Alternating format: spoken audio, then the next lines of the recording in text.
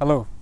Today I am going to talk about some of the cultural differences between China and the UK, which I noticed when I visited Chengdu. So watch and listen. I spent 2 weeks in Chengdu, a city in China, and I noticed some big differences between the culture there and the culture here in the United Kingdom. One of the biggest culture shocks I had was with the food and drink. I love Chinese food, and the food and drink in Chengdu was amazing. So nice. But there were some huge differences to what I am used to back here. First, the food was spicy.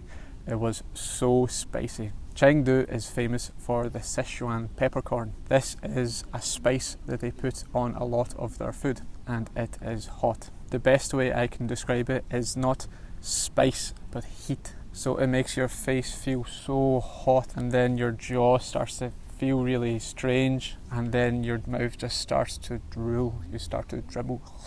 And this is because of the heat of the peppercorn. I found this sensation to be quite addictive. I really enjoyed the food in Chengdu. Some of the people I travelled with to China did not enjoy this food.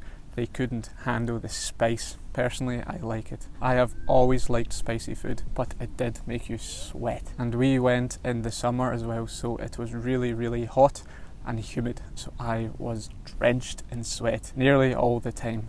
And when I ate food, I sweated even more, but I enjoyed it. One of my favourite dishes that I ate in Chengdu was a really spicy broth with noodles, chicken and lots of vegetables in it. And it was also very oily, and of course it had the Sichuan peppercorn in it. And one of the worst foods I ate was fermented tofu.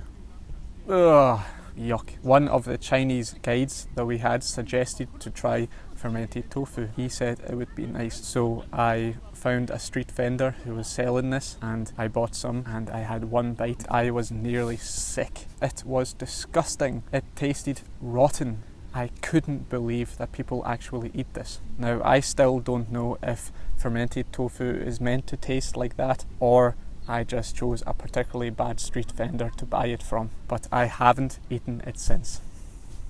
Oh. Hello. The drinks were very different to what I am used to back home as well. The temperature in Chengdu was really hot and humid. I was really hot all the time, and I was sweating. I was sweating all of the time. But the Chinese people we were spending time with suggested that we get some hot green tea to drink. Now, when I heard this, I was thinking, what? Hot drinks? No. I want a pint of cold water or a fizzy drink, something to cool me down. But no, they said, no, let's get some hot tea. So we went to a cafe and we bought some hot tea, and it was nice. I like green tea. Chinese green tea is really nice, but it was strange because it was so hot outside and we were drinking hot tea. And I said this to them, why don't we get cold drinks? It'll help cool us down. And they said, no, hot drinks are better because they make you sweat. And when you sweat, your core temperature drops, and this cools you down better than cold drinks. And I understand it is true that hot drinks cool you down better, but I think I would have preferred a really cold drink, maybe a pint of a fizzy juice with lots of ice in it. And also I noticed a big difference in the beer. We were drinking rice beer and it was really good. I like rice beer, but it was quite weak. It was 3 to 4% alcohol, and this is weaker to what I am used to. In the UK, the average is more like 4 to 5%. So I found the beer in China to be very weak, but it was very refreshing because it was cold. The second big cultural difference, so culture shock, that I noticed when I visited Chengdu was, now get ready, this is going to get graphic, squat toilets.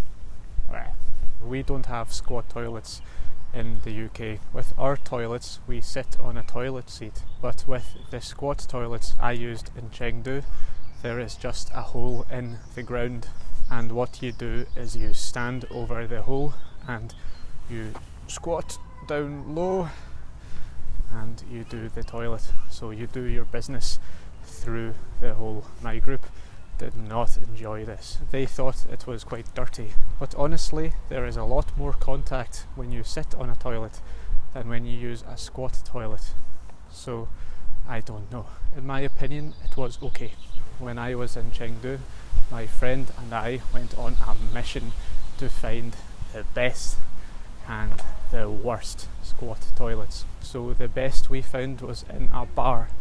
It was in a really fancy bar on the very top floor of a hotel. So I remember this toilet being immaculate. It was so clean, and there was toilet paper. And that brings me to the worst squat toilet we found. This was a toilet which was near the university, and it was a public toilet, so it was outdoors. It was pretty nasty. It wasn't very clean, and it was also very, very busy. The worst thing about this toilet, and the reason why it is top of our list of worst squat toilets in Chengdu, is because below the hole there is a stream, flowing water. So when you poop into the hole, you hear a plop and your business falls into the water, and the stream of water carries it away like a log flume. So the idea of squat toilets in the UK is quite strange. People aren't used to that,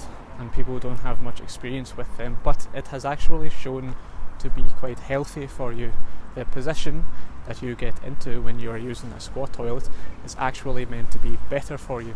It is good for your digestion, and it helps you empty your bowels more than when you are in the seated position. Now this is pretty well known, so much so that there are now people in the UK selling little stools, so that when you are sitting on the toilet you can put your feet on the stool, and this lifts your feet up so your knees are quite high and you are mimicking the position of the squat toilet. This is meant to be a healthier way to go to the toilet.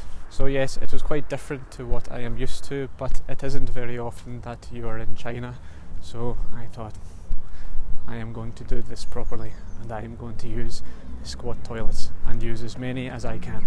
It was quite enjoyable, it was very funny, and it was different.